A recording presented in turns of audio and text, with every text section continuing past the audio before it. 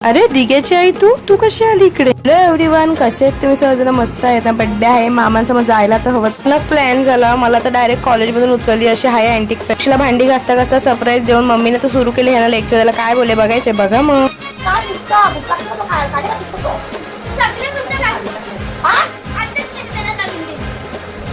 आत्या तर माझी फेवरेट आहे, मला नाही ओरडणार, पण मामी दक्षीचे काना मी सांगत शांत हो, नको ओरडू पोर घे. बर्थडे झाला पण पार्टी तर दिली म्हणून डोक्याला हात लावून बस. हिच्याशी आपण नंतर भांडू, पहिले मामांचा केक कापून घेऊ. Happy birthday to you. Shit be like मामा लवकर केक कापा, मला control. Happy birthday to you, happy birthday to you.